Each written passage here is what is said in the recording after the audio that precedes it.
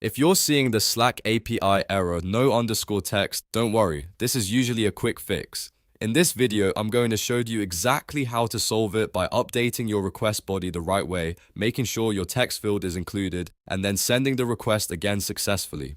If this tutorial helps, make sure to hit like and subscribe for more quick software fixes and developer guides. Let's jump right in. The first thing you need to know is that this error usually happens when Slack expects a message text field, but it isn't included or it's empty. So the easiest fix is to open your request body and add a proper text value. For example, your charn should include a channel and a text field like this.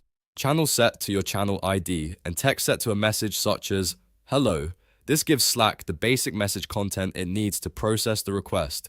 Next, double check that the text field is actually present and not blank. Even if the rest of your payload looks correct, an empty text value can still trigger the no underscore text error, so make sure there are no typos, no missing quotes, and no accidentally empty strings. If you're using blocks in your Slack message, this is another important point. A lot of people assume that blocks are enough on their own, but in many cases you still need to include a plain text field in the payload. So even if your message is built with blocks, keep a text fallback in the request body. That fallback helps Slack understand the message and can prevent the no underscore text error from appearing. Once you've added the text field and confirmed it has content, save your changes and send the request again. In most cases, that is all it takes to fix the issue. If the request still fails, go back and verify the channel ID, confirm your JSON structure is valid, and make sure your API request is being sent in the correct format.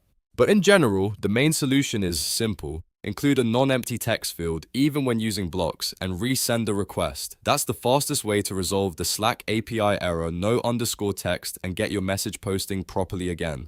If this video helped, please give it a thumbs up and subscribe for more clear, practical troubleshooting videos. Thanks for watching, and I'll see you in the next one.